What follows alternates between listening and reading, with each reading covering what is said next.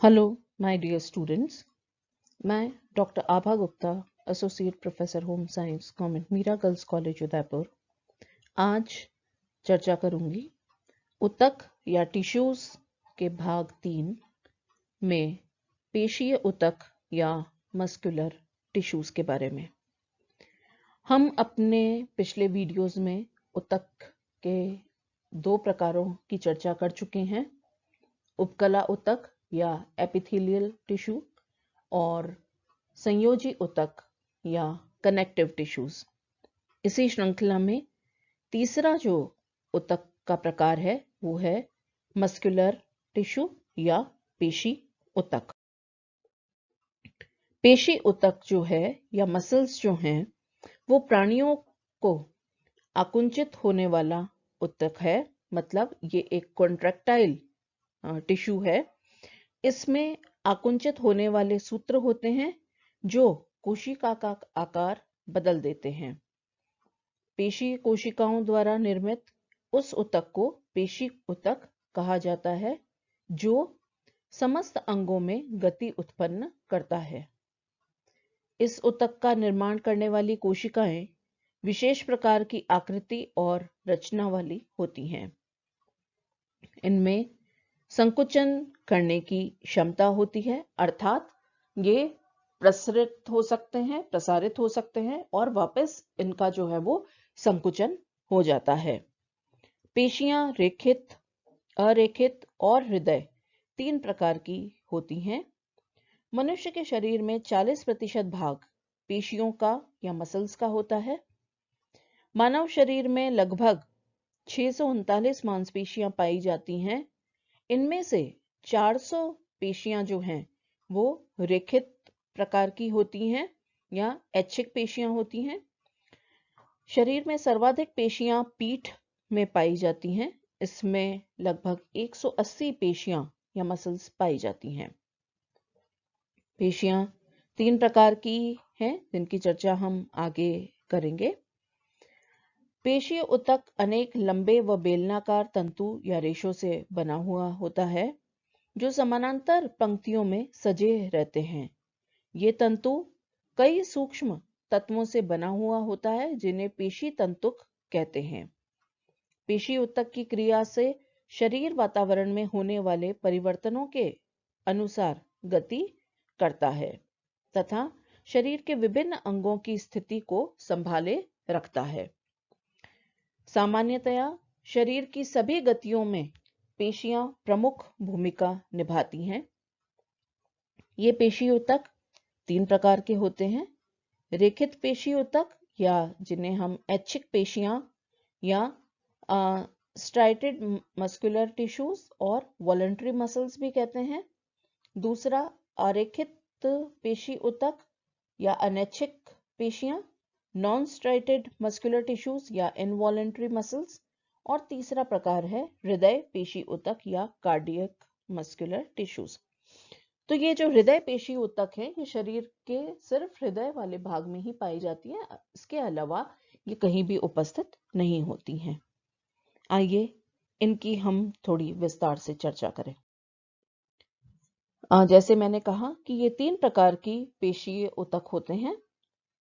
ये हृदय में पाए जाने वाले ऊतक, शरीर के अन्य भागों में पाए जाने वाले जो हैं वो ऐच्छिक ऊतक और अनैच्छिक ऊतक। इनकी संरचना क्या है, इनका क्या कार्य है, आइए उसके बारे में हम बात करें। सबसे पहला ऐच्छिक या रेखीय पेशियां। ऐसी पेशियां हमारी इच्छा के अनुसार कार्य करती हैं, इसीलिए ऐच्छिक पेशियां कहलाती हैं।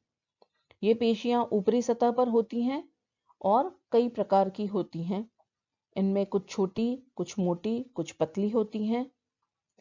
पेशियां किसी संधि को आच्छादित करती हैं और ये ऊतक तंतुओं के बने हुए होते हैं।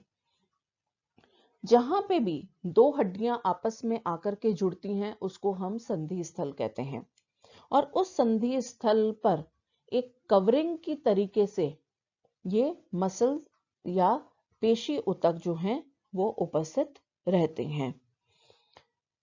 ये हल्के और गहरे रंग की पट्टियों में क्रम से दिखाई देती हैं, परंतु तंतु मुलायम और जो सकरा पदार्थ का बना हुआ होता है तथा संयोजी ऊतक और आवरण में बंद रहता है। इसको सर्कोलिमा कहा जाता है। रेखांकित पेशियां, ऐच्छिक पेशियां वे हैं जिनके संकुचन और शिथिलन पर मस्तिष्क का नियंत्रण होता है। मुख्यतया सिर, धड़ और अग्र अंगों के कंकाल, पेशियां, जीभ, स्वर यंत्र आदि में पाई जाने वाली पेशियां रेखीय पेशी ऊतक की बनी हुई होती हैं। ये ऐच्छिक होती हैं, अर्थात इच्छा होने से संकुचित होने वाली और अस्थिरों पर जो है अस्थियों पर ये लगी हुई रहती हैं। शरीर की गति, चलना फिरना, दौड़ना, पकड़ना, खड़े होना इन्हीं पेशियों के आंकुचन और प्रसार का फल है। अगर हम एग्जाम्पल लें जीभ का, जब हम बोलना चाहते हैं तभी ये जीभ जो है अलग अलग शब्दों के उच्चारण या वर्णों के उच्चारण के हिसाब से हमारे अनुसार हिलती डुलती है, या जब हमारी इच्छा होती है चलने की या हाथ उठाने की तभी ये जो पेशियां हैं वो कार्य करती हैं। बिना इच्छा के इनमें जो है वो मूवमेंट अपने आप स्वतः ही नहीं होता रहता। अब दूसरा प्रकार, अनैच्छिक या अरेखीय पेशियां। जो पेशियां हमारे नियंत्रण के अधीन नहीं होती वे अनैच्छिक या अरेखीय पेशियां कहलाती हैं। अनैच्छिक पेशियों में हम हमारी इच्छा अनुसार संकुचन और शिथिलन नहीं कर सकते। ये पेशियां कोमल और अरेखित पेशी ऊतकों की बनी हुई होती हैं और भीतर के अंगों या रक्त वाहिकाओं की दीवारों और त्वचा में पाई जाती हैं। ये हमारी इच्छा के अधीन नहीं होती, स्वतः ही अंकुचित या प्रसरित होती हैं। हमारी सारी पाचन प्रणाली या जो हमारी ग्रसनी है वहां से लेके गुदा तक इन पेशियों का प्रधान भाग रहता है। तो कहने का तात्पर्य जो हमारा डाइजेस्टिव ट्रैक्ट है या जो हमारा पाचन तंत्र या सिस्टम जो है उसमें प्रमुख रूप से इसी ही प्रकार की पेशी ऊतक जो है वो पाए जाते हैं, जो कि बिना हमारी इच्छा के अनुसार अधीन हुए भी पूरे दिन ये लगातार कार्य करते रहते हैं। वो भोजन का पचना है या भोजन का पचने के बाद में निष्कासन का काम है, ये सारी चीजें जो हैं अनवरत हमारी बिना इच्छा के भी चलती रहती हैं। प्रत्येक नलिका, रक्तवाहिनियों तथा की भित्तियां प्रधानतया इन्हीं पेशियों की बनी हुई होती हैं। इनका संकुचन या प्रसरण हमारी इच्छा के अनुसार नहीं होता। इनमें रक्त कोशिका नहीं पाई जाती है, इसलिए इनका रंग जो है आप यहाँ देख सकते हैं कि इनका रंग जो है वो थोड़ा सफेद भी होता है। ये पतले तथा लंबे तंतुओं की बनी हुई होती हैं। इनमें केंद्रिका पाई जाती है। ये पेशियां आमाशय, हृदय में पाई जाती हैं। ये चिकनी पेशी भी या स्मूथ मसल्स भी कहलाती हैं, क्योंकि इनका जो ऊपर का सरफेस या परत होती है वो काफी चिकनी होती है, क्योंकि इन पे धारियां नहीं बनी हुई हैं। इन पेशियों को अनैच्छिक पेशियां भी कहते हैं, क्योंकि बिना इच्छा शक्ति के ये अनवरत कार्य करती हैं। ये हमारे जितने भी अंतःस्थल हैं या आमाशय, पित्ताशय, मूत्राशय, मूत्र नलियां आदि में भी ये विशेष रूप से पाई जाती हैं।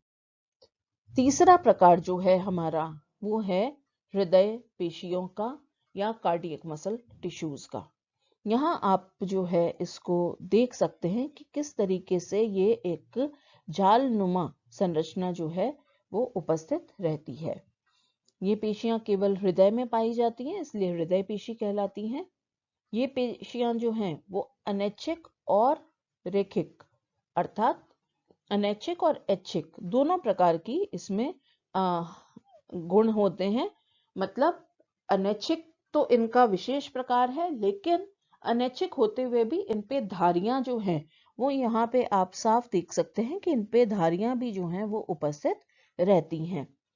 अर्थात ये हमारे इच्छा के अधीन तो नहीं होती, लेकिन इनकी जो बनावट है वो कैसी है, ऐच्छिक पेशियों के समान, इसलिए ये एक विशेष श्रेणी में आती हैं।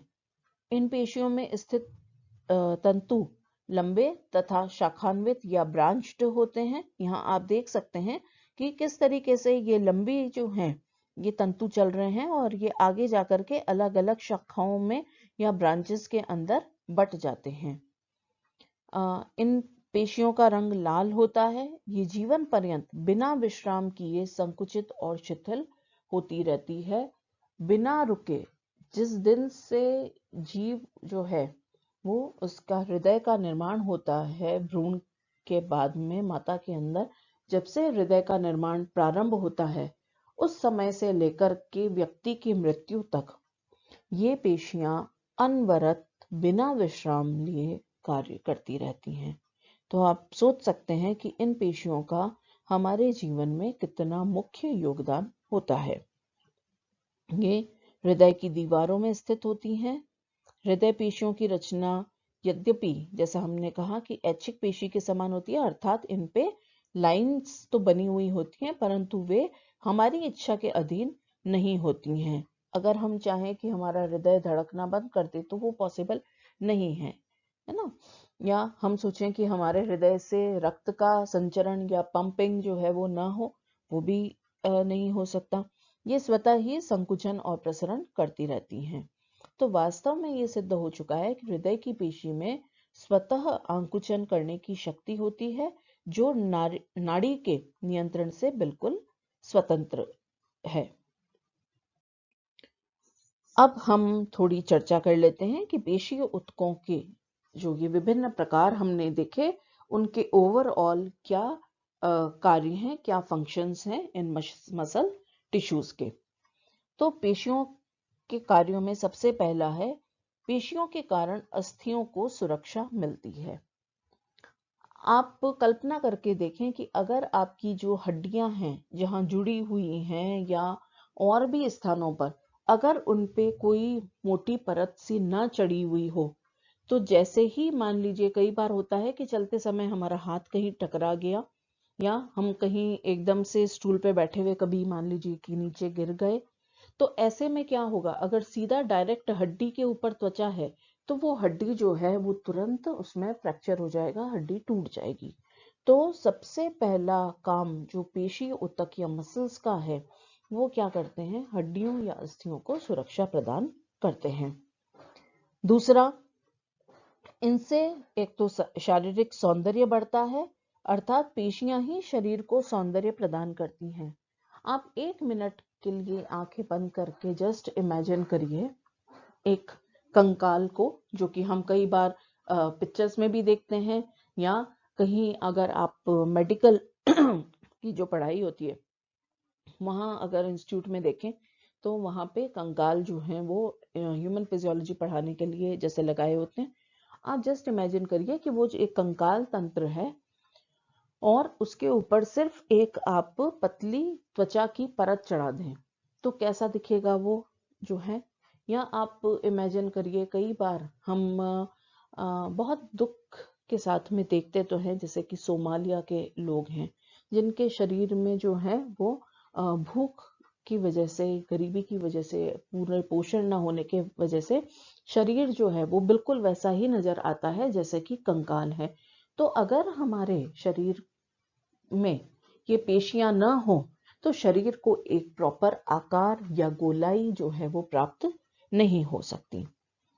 इनके अंकुचन और प्रसरण गुण के कारण ही शरीर को गति मिलती है। जब आप चलते हैं, दौड़ते हैं, उठते हैं, बैठते हैं, हर समय इन मसल्स के अंदर शिथिलीकरण होता है, फिर प्रसरण होता, संकुचन होता है और इसी वजह से जो है हमारा शरीर मोबिलिटी या गति को प्राप्त करता है। चौथा, ये कोमल इंद्रियों को सुरक्षा प्रदान करती हैं, जैसे हमारे शरीर में आमाशय है, अग्नाशय है, लिवर है, हमारा हृदय है, हमारे फेफड़े हैं, इन सब के चारों तरफ जो है ये हमारा ब्रेन है। इन सबको ढक कर के रखना, इन जितनी भी इंद्रियां हैं हमारे शरीर की, उनको सुरक्षित रखने का कार्य जो है वो ये पेशी ऊतक करते हैं। साथ ही साथ ये शारीरिक उष्णता को बनाए रखते हैं, जिससे कि हमें बाहर के जो तापमान में बदलाव आता है उससे होने वाले जो उसके परिणाम हैं वो भुगतने से हम बच जाते हैं। चाहे वो तीव्र सर्दी है या तीव्र गर्मी है, दोनों ही स्थिति में ये हमारी बाहर के तापमान से सुरक्षा प्रदान करते हैं। ये शरीर के उन भागों को आकार देती हैं जहां अस्थियां नहीं होती, जैसे हृदय, फेफड़े आदि। यहाँ पे हड्डियां, जैसे हृदय है उसमें कोई हड्डी नहीं पाई जाती है, या फेफड़े हैं वो भी बिना हड्डी के बने होते हैं। तो ऐसे स्थानों पर जहां कोई हड्डी नहीं उपस्थित है, उन भागों को आकार प्रदान करने का, अमूमन हड्डियां हमारे शरीर को एक आकार प्रदान करती हैं, लेकिन जहां नहीं है वहां ये मसल्स जो है वो उसे आकार प्रदान करती हैं। पेशी का विशेष गुण अंकुचन करना है, जिससे उसकी लंबाई कम और चौड़ाई अधिक हो जाती है, अर्थात वो छोटी और मोटी हो जाती हैं। आप कई बार जो है किसी चीज को आप हाथ में उठा करके देखें, या कई बार हम बच्चे जो हैं वो शौक से अपने बाहों के भुजाओं के जो है वो डोले बना करके दिखाते हैं। तो ऐसे में क्या होता है, जैसे ही आप उसको संकुचित करते हैं तो उसकी चौड़ाई जो है वो बढ़ जाती है। अंकुचन के समय जिस स्थान से उसका उद्गम या ओरिजिन होता है वह भाग खींचकर प्रथम के पास पहुंच जाता है, और उसी से शरीर के अंगों की गति होती है। अंकुचन के पश्चात पेशी फिर प्रसरित होकर अपनी पूर्व अवस्था में आ जाती है। ऐच्छिक पेशियों में अंकुचन उन उत्तेजनाओं के परिणाम होते हैं जो मस्तिष्क में या सुषुम्ना नाड़ी के केंद्रों से नाड़ियों द्वारा पेशियों में आते हैं। इस प्रकार से आज हमने देखा कि जो ये विभिन्न प्रकार के पेशी ऊतक हैं उनके प्रमुख कार्य क्या हैं। एक तो शरीर को गति प्रदान करना, शरीर की मुद्रा या बॉडी पोस्चर जो है उसको बनाए रखने में सहायता करना, शरीर में हीट का प्रोडक्शन या ऊष्मा का उत्पादन करना, जिससे कि शरीर का एक नियंत्रित तापमान जो है वो बना रहे, शरीर के विभिन्न भागों को सुरक्षा प्रदान करना, और जितने भी संधि स्थल या जोड़ हैं हमारे शरीर के उनको स्थिरता प्रदान करना। तो इस प्रकार से पेशी ऊतक भी अन्य ऊतकों की भांति ही हमारे शरीर में बहुत इंपॉर्टेंट भूमिका अदा करता है, और इसके कार्य जो हैं वो हमारे लिए अत्यंत आवश्यक सिद्ध होते हैं। धन्यवाद।